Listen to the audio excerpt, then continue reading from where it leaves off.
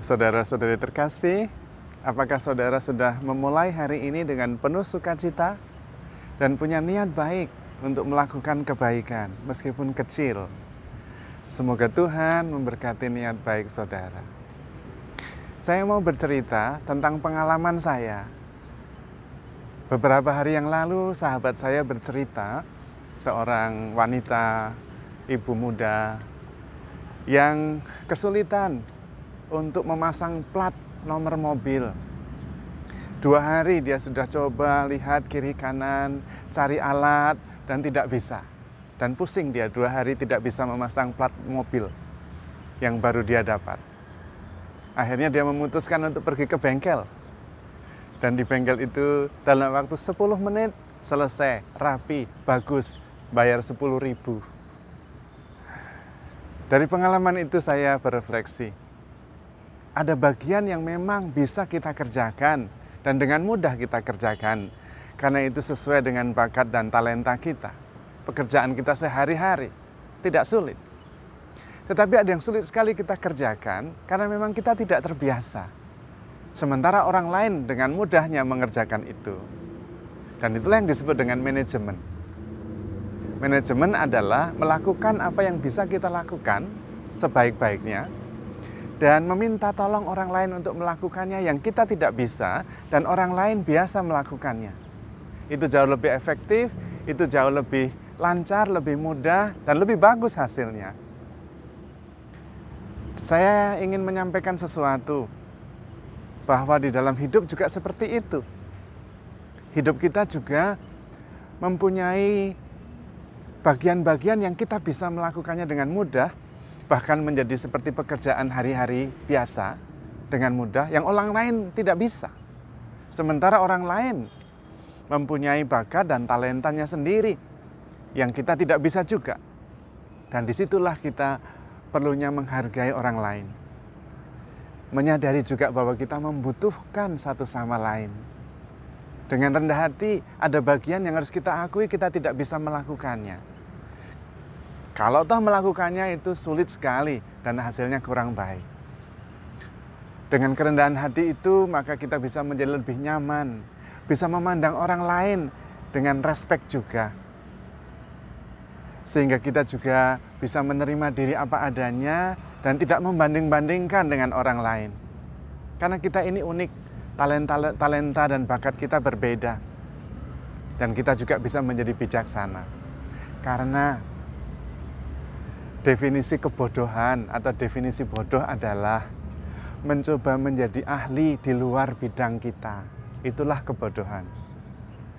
Ya kalau kita itu ahlinya tukang kayu, tidak usah mencoba menjadi ahli bedah otak.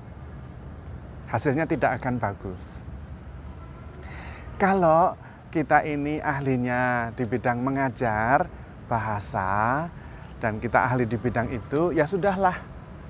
Kita tidak usah menjadi ahli akuntansi yang rumit, menghitung uang, angka, dan itu angka semua sulit sekali, kadang-kadang tidak tahu kemana larinya. Kita bisa minta tolong orang lain yang kita tidak bisa. Dalam hidup juga seperti itu. Lalu yang penting apa? Menurut saya yang penting justru kita menyadari talenta kita, bakat-bakat kita. Karena itu adalah anugerah Tuhan. Dan anugerah itu ada tujuannya. Untuk apa? Untuk bisa hidup bersama dengan yang lain, untuk bisa membantu orang lain. Maka kita harus sungguh-sungguh mengembangkan kualitas pribadi kita sesuai dengan talenta dan bakat kita. Dan kemudian kita manfaatkan itu untuk menolong orang lain. Disitulah kita menemukan arti diri kita yang sebenarnya. Namun, kita perlu mengenali diri kita yang sebenarnya dalam keheningan. Itu kuncinya. Keheningan. Karena di dalam keheningan itulah kita sungguh-sungguh mengenali diri kita sendiri. Dalam keheningan itulah kita bersentuhan dengan diri kita yang sebenarnya. Dalam keheningan itu kita tahu apa tujuan hidup kita diciptakan oleh Tuhan.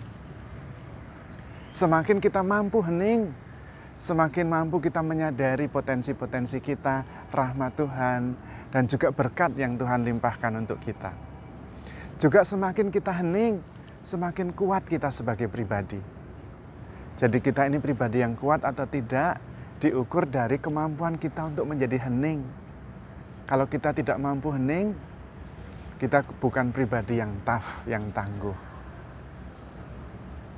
Tetapi saya tidak ingin mengajak Anda untuk hidup sendirian, bukan itu maksud saya. Saya juga tidak ingin Anda menyalahartikan keheningan dengan kesepian. Keheningan adalah sebuah keputusan kehendak bebas pribadi saya untuk sendiri, menikmati kesendirian dan mencoba merefleksikan rahmat Tuhan dalam hidup kita. Sementara kesepian adalah keinginan yang sungguh-sungguh menggebu-gebu untuk bersama dengan orang lain tapi tidak bisa. Dan itu kesepian. Keheningan justru memberi kita kekuatan, sementara kesepian itu membuat jiwa kita rapuh. Maka kita harus melatih diri supaya bisa hening. Di dalam keheningan itu juga kita bisa menemukan kebebasan. Karena kita sungguh-sungguh bisa merasa bebas ketika kita sendirian, ketika kita hening, dan kemudian bisa mengenali gerakan-gerakan batin. Di dalam keheningan itu juga kita menemukan kebebasan untuk bersentuhan dengan diri kita yang sejati. Untuk juga bertemu dengan Tuhan yang bertahta di hati kita. Disitulah kemudian kita memperoleh kekuatan untuk mengasihi, untuk berbagi, dan juga untuk berelasi. Maka saya sangat menganjurkan, juga dan khususnya para anggota keluarga, suami istri, harus mempunyai tempat di rumah yang bisa membuat kita hening, sendirian, dan kemudian menimba, menggali potensi-potensi, menyadari anugerah Tuhan. Kalau tidak, kita akan lelah. Lelah dalam berelasi, lelah dalam mencintai. Dan juga kadang-kadang kita tidak jernih, bahkan kemudian kita kepo, mau ikut campur urusan orang lain. Padahal ada bagian yang kita bisa, orang lain tidak bisa. Dan kadang-kadang kemudian kita dikuasai oleh keadaan dan lepas kendali atas diri kita sendiri. Karena ternyata yang menentukan kita bahagia atau tidak adalah bagaimana kita bisa mengendalikan perasaan kita. Bagaimana kita bisa menata hati kita. Tidak tergantung apa yang ada di sekitar kita. Maka saya menganjurkan kita semua menaruh dalam jadwal agenda harian kita. Me time harus. Saya tidak menganjurkan Anda sendirian terus, tidak. Tetapi sekali-sekali, sesering mungkin kita masuk dalam keheningan supaya kita bisa mengenali diri kita yang sejati dan nyaman dengan diri sendiri dan memperoleh kekuatan untuk bisa keluar dari diri kita, mencintai, memperhatikan, berelasi, dan kemudian kembali dalam keheningan.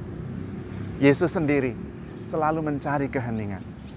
Ketika dia sudah sibuk menyembuhkan, mengajar, Yesus menyingkir ke tempat yang sunyi untuk berdoa.